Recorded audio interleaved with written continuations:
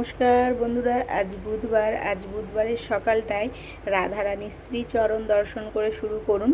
সকলের দিন মঙ্গলময় হোক। তো আমি এই যে সকাল সকাল পুজো করে নিয়েছি, আর এইটা হচ্ছে আমার পরম শান্তির জায়গা। যে কোনো মন্দিরে গেলেই দেখবেন মনের সাথে শরীর জীবন সবই শান্ত লাগে যেন।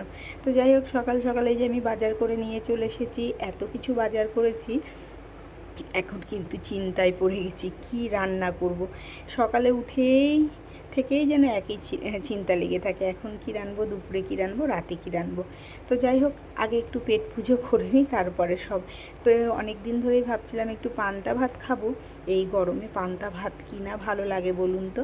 তো পান্তা ভাতের ওপরে একটু সর্ষের তেল, পেঁয়াজ, কাঁচা লঙ্কা আর সাথে একটু ডাল চানাচুর নিয়ে নিলাম। তো আজকের খাবার আমার সকালের এটাই। অনেক দিন ধরে ইচ্ছা ছিল, আজকে সেটার সৌভাগ্য হলো। তো দেখুন, দেখেই খেতে ইচ্ছা করছে বলুন। তো যাই হোক, আমি এদিকে আমার জন্য পান্তা ভাতটা সাজিয়ে নিয়েছি, আর এদিকে বাবুর জন্য পাস্তা রেডি করেছি। পাস্তার মধ্যে আজকে অল্প কিছুই দিয়েছি, যা ঘরে ছিল, পেঁয়াজ, টমেটো, শসা, সেই দিয়েই পাস্তাটাকে করে দিয়েছি। তো চলুন ওকে পাস্তাটা দিয়ে আসা যাক। সকালে ছেলে পাস্তা খাবে বলে একদম রেডি হয়ে রয়েছে, ওই দেখুন। তোর হাতে পাস্তাটা দিয়ে দিলাম, আর এইদিকে আমি পান্তা ভাতটা নিজে একটু খেয়ে নিই। উফ, দেখি কি ভালোই না লাগছে বলুন তো।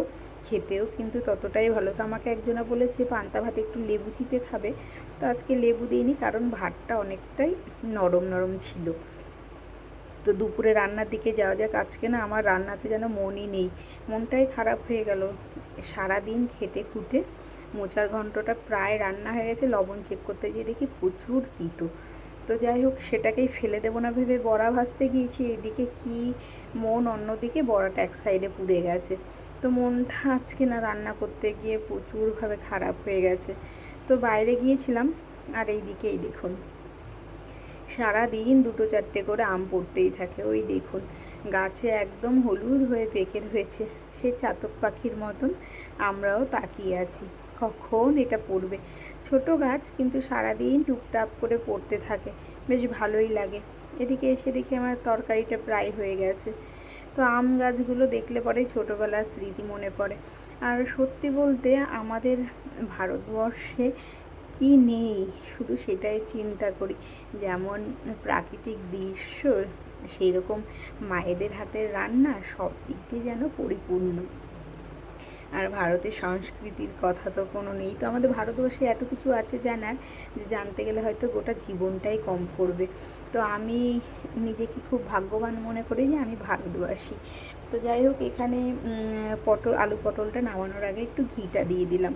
তো একটু ফুটিয়ে নিয়ে নামিয়ে দেবো। আমার প্রায় তরকারিটা রেডি হয়ে গেছে। তো এইদিকে পিসি ডাকছে, পিসি ডাকা মাত্রই চলে যাচ্ছে। এই দেখুন পিসি কি দিয়ে গেছে। পিসি আমাদের আইসক্রিম দিয়ে গেল আর কোল্ড ড্রিঙ্কস দিয়ে গেল, বললো একটু বাজারে গিয়েছিল ভাইয়ের সাথে, সেখান থেকে আমাদের জন্য আনলো। তো আমি স্নান টান করে এখানে খাবার বেড়ে দিলাম। মোচার ঘন্টটা কিছুটা করেছিলাম, কিছুটা বড়া করেছিলাম, শাক করেছিলাম, স্যালাড, মাছের ঝোল, আলু পটল।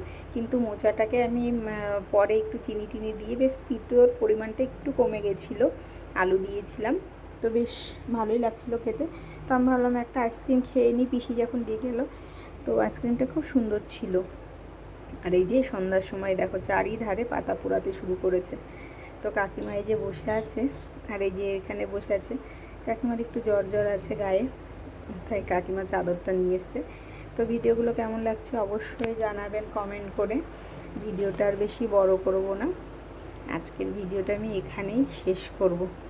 তো দেখুন চারিধারে কত আলো আর আলো। তো আজকে আসছি, রাধে রাধে।